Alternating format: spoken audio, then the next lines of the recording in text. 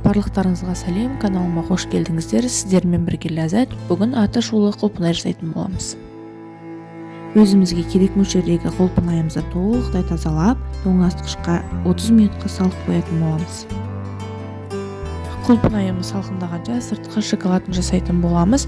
Негізінде көбінесе бельгийский шоколад қолданылады. Үй жағдайында біз қазақстанский шоколадын қолданамыз.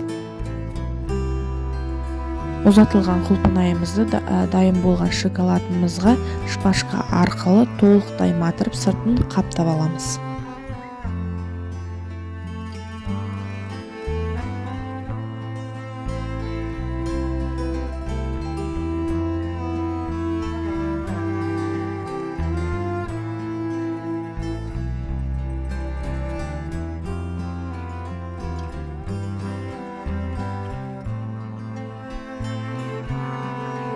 Дайын болған құлпынайларымызды өз қалауымызбен сәндеп шығатын боламыз.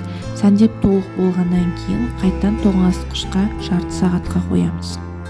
Құлпынайлардың жартысын тек шоколадпен ғана сәндемей қатырған болатынмын. Қатқан құлпынайымызды кондорымен әсемдейтін боламыз.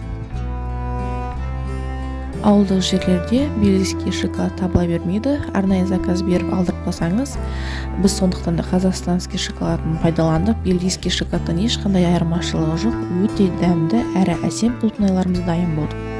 Сіздермен болған Ләззат. Жүрек шені басып, маған тіркеле кетіңіздер. Ас болсын.